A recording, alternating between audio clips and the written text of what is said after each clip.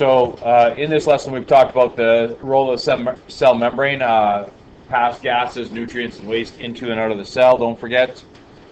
We also have a membrane around organelles to keep contents separate from the rest of the cell. We talked about this the other day. So protein, carbohydrates, phospholipids, and what's the other C word? Cholesterol. We did that. Fluid mosaic model. Fluid basically means that parts are allowed to move past each other, and we have many different parts that make up that cell membrane. Okay. The particle model of, diffusion, okay, is the natural movement of particles from an area of high concentration to low. We call that the what? Concentration gradient, we should know. So when we talk about the concentration gradient, we're talking about high to low, yes? Okay. So again, we drew those diagrams the other day there. We talked about, if we have a high concentration of something inside the cell, perhaps, we want to basically balance the outside and the inside, right? So we're probably going to be moving those particles out if possible. And in this case, if we have a lot of particles on the outside, we want to may move some particles inside to help balance that concentrations. Okay. Passive transport, no energy is required, so make sure you know that. It follows the concentration gradient, so it goes from high to low. Okay. These would be examples here of passive transport, probably, in most cases. So we would want to go from a high concentration inside the cell to a lower concentration outside the cell, or in this case, we have a high concentration outside the cell, and we want to go to a low concentration that's inside the cell. That's passive transport. Okay. We talked a little bit about this the other day, and then we drew another diagram here coming up here, but it's really important to remember what molecules can pass through the cell membrane easily, and which ones require some help in some cases, right? So we had this diagram here. Notice that the big molecules do not pass through freely. Non-charged molecules, so things like carbon dioxide, oxygen, okay, things like that, non-polar, non-charged molecules. Water is able to pass through freely, but charged molecules like charged ions are not. So things like sodium chloride, magnesium nitride, things like that, for example, would not be allowed to pass through easily. Okay, carbon dioxide and oxygen. Osmosis, we talked about last day, was the diffusion of water across a membrane. So water can move freely across the membrane. When the solid molecules are not able to pass through the membrane, there will be a net movement of water of molecules through the cell membrane. When the solute molecule is not able to, when would solute molecules not be able to pass through the cell membrane? Well, when they're really large, right? Or they're charged. Most of the time, those are the two options there. And then we got to this part here, and we said we're going to draw what we call a hypotonic solution compared to inside the cell. Okay? When the outside of the cell is hypotonic compared to the solution in the cytoplasm, there are less dissolved substances. I think this is the important part for hypotonic here. Okay? We're talking about the solution. Okay? So, when the outside of the cell is hypotonic compared to the solution in the cytoplasm, there are less dissolved substances. I think this is the important part here. There are less dissolved substances outside the cell as compared to inside the cell. Okay? So if you want to kind of summarize this a little bit, okay, we'd say there are less dissolved substances outside the cell as compared to inside the cell.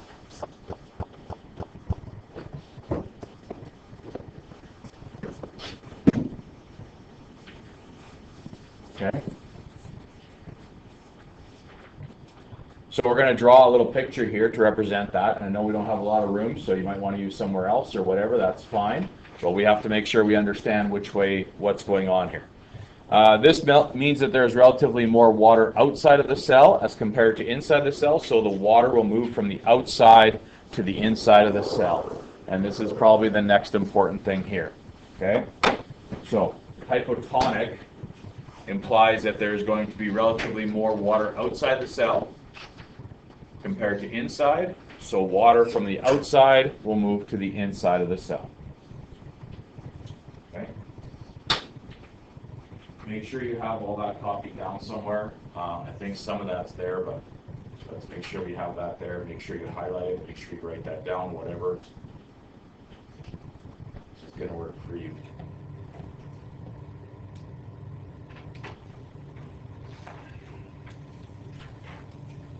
We'll draw a picture here. These are really important terms, okay? And we're going to do a little activity based on this once we learn what this is here. But hypotonic solution, okay, very important. So these bigger molecules, like I said, are the solutes. The little water molecule, or the little dots here, the little blue ones, are the waters. And we need to get more water into the cell to balance out the two concentrations. And I would write this down at the bottom here as well. In this hypotonic environment, the solute concentration is greater inside the cell. The free water concentration is greater outside. Free water has to flow into the cell. Okay, I'll let you copy. Again, you don't have to make 1,500 of these, but just maybe make, whatever. Just make sure you have more solid and less water inside the cell than outside the cell. Hypertonic solution here is compared to inside the cell. When the solution, okay, and we're talking about the solution outside the cell is hypertonic compared to the inside of the cell, there are more dissolved substances outside the cell, in this case, compared to inside the cell. Draw a picture of this, so we're going to do that right away. This means that there's relatively more water inside the cell as compared to outside the cell. So water moves out of the cell. Hyper means crazy, or basically lots of solute outside the cell. Okay, we're good there. Again, I'll make this a little smaller here for you.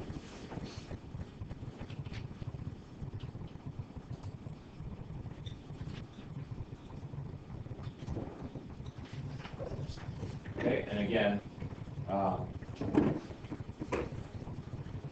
we have, in this case here, a lot of water on the inside of the cell. We have lots of solid on the outside of the cell. Okay, hypertonic environment. The solute concentration is greater outside the cell. The free water concentration is greater inside. Free water is going to flow out of the cell. Again, a part of osmosis that we need to know. Okay, the movement of water, osmosis. In this case, water is going to move out of the cell. Okay. Last one we're going to talk about is isotonic. If the outside of the cell is isotonic, then the concentration of the substance outside the cell is the same as inside the cell. No net movement occurs. Iso is the same. Okay, and I don't know how much you have to copy there, if anything, but you might say, well, if that's the case, why are we talking about it? Well, again, if it's isotonic, nothing's going to happen, right? We're not going to have water moving into or out of the cell because it's perfectly balanced. I guess ideally, if we started with a hypertonic solution or a hypotonic solution, we would want to reach isotonic, right? Where the two concentrations are the same and there is no more net movement of water. Okay? So I guess that's kind of what our goal is, I guess, in the end, is to make sure that those kind of match up, hopefully, the outside concentration and the inside concentration.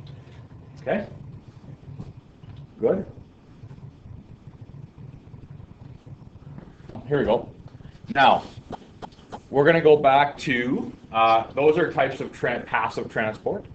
Now we're going to talk a little bit about, by the way, when we talk about passive, before we get to this here, just pause for a second here. In fact, here, let me do this here to you. When we talk about passive transport, we could be talking about movement of molecules, because we could still talk about that. Concentration gradient, high to low, okay? High to low, still. Passive transport. So we could be moving molecules across the membrane. And then we talked a little bit about passive transport. We talked about osmosis. And osmosis has three different parts to it: hypertonic, hypotonic, and isotonic, yes? So that's the movement of water only. But we could talk about molecules as well. Molecules could move across the cell membrane and be passive transport. Okay? Now we're going to go on to something called facilitated diffusion. Okay? Which is another type of, diffusion that we talked about earlier. Okay, passive transport's one. This would be another one here, and this one's called facilitated diffusion. You probably want to write down a few of these key words here. Okay, facilitated means helper. Okay, if I'm going to facilitate someone, I'm going to help them. And diffusion is still high to low. So this is still high to low.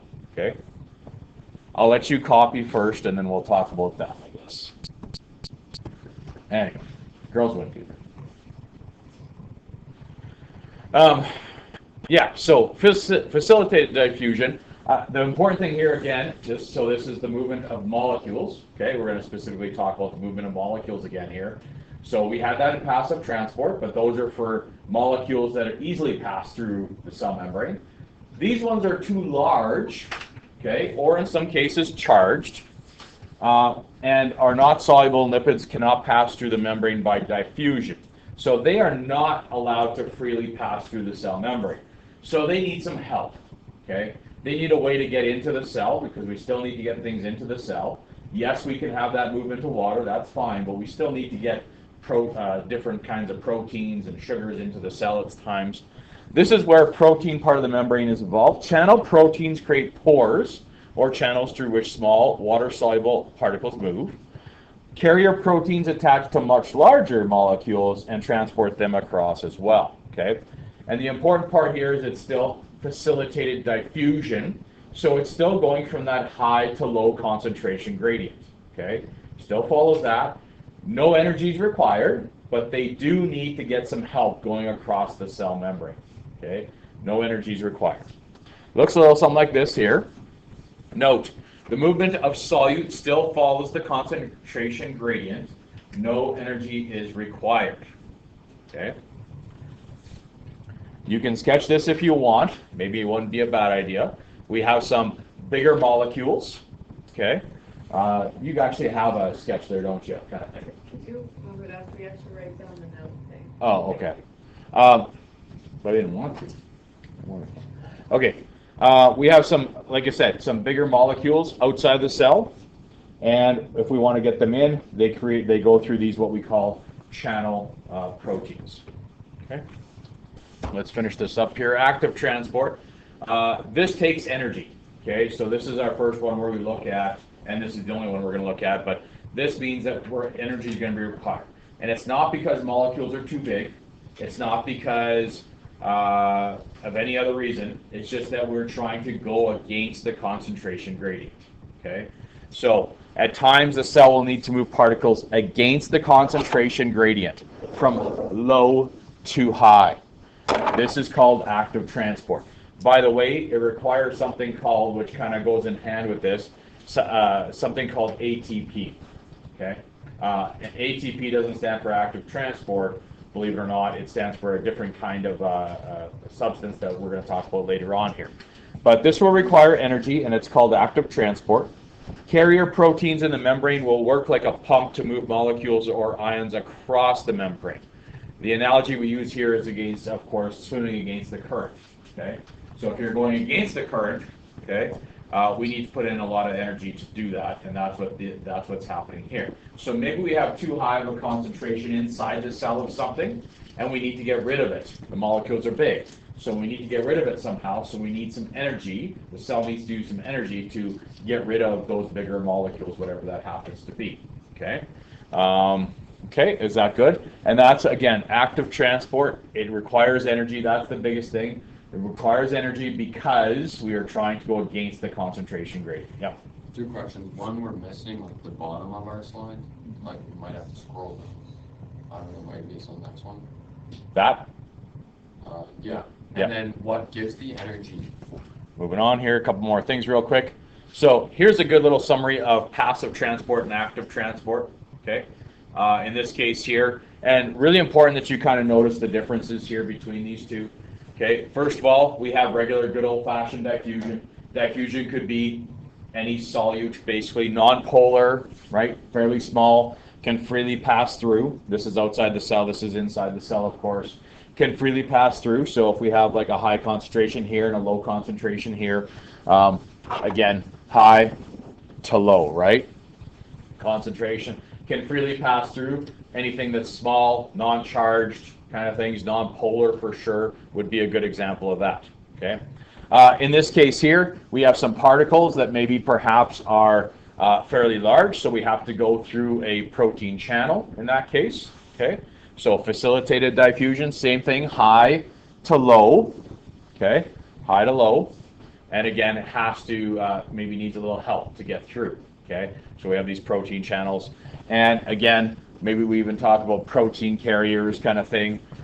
Same thing, high concentration, low concentration. So facilitated diffusion, if those molecules are too big, maybe we need a protein channel, maybe we need to attach a protein carrier to it to get it through. Okay, the key words here are this: diffusion, facilitated diffusion.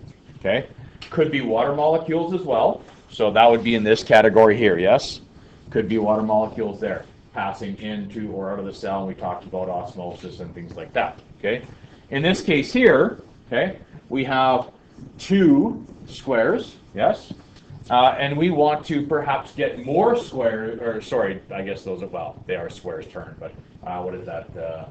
What shape is that? Not huh? It's not a, no, but there's another one for it. Not diamond. It's yeah, it's not a rhombus though, because that's that square turned on its side. What is that?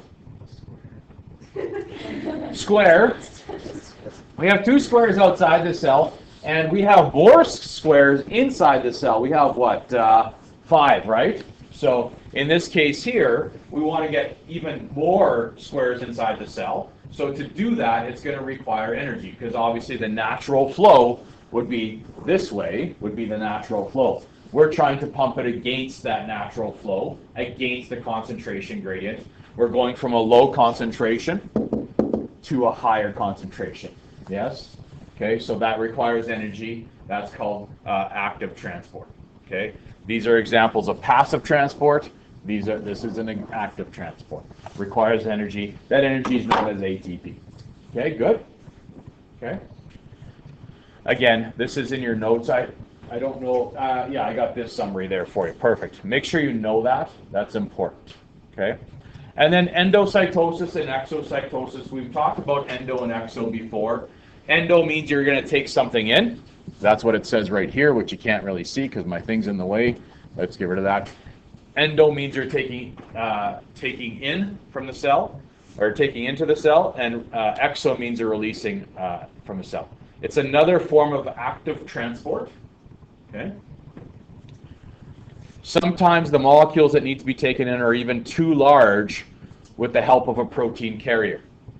In this case, the cell uses its membrane to form a vesicle, which we talked about before, vesicles, around the particle. And when the particles are brought into the cell in this way, it is called endocytosis. And when they leave the cell, it's called exocytosis. And we've talked about endo and exo before with chemistry, of course. Okay. So endo, taking stuff into the cell, exo, releasing stuff out of the cell. It's another form of active transport, so it's going to require energy. And basically, we'll show you this in a second here, a little diagram, which I think you have as well. It is important to know which. So again, just make sure you, yours is in black and white there, or well, gray or whatever, I guess, whatever. But make sure you know what inside the cell is and then outside the cell, and make sure you label it appropriately, yes? So here's an example of, we have some particles here. A vesicle will start to form around them, okay, and take them into the cell, and we call that endocytosis, of course. So this is, of course, the cell here. This is outside the cell here.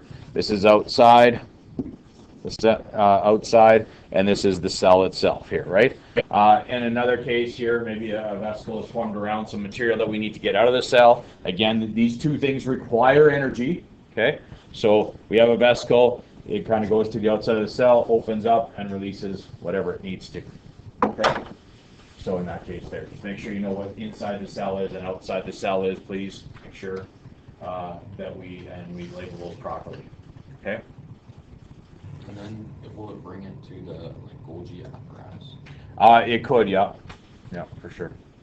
Okay, good. Questions? Anyone? Is that it for us? Yeah. Should be close, right? Yeah, okay. All right, so you have some questions there that we need to finish off. There's also, don't forget, there's also 4 questions way earlier. We'll go over all those tomorrow. Okay, so on the first page, there's 4 questions, I think. I think most of us probably have that done already, but nonetheless, if you didn't happen to have those first 4 questions done, make sure you do so on the first page. And then on the back side, you got some more questions there that you guys can work on for class today. Okay? Good? All right.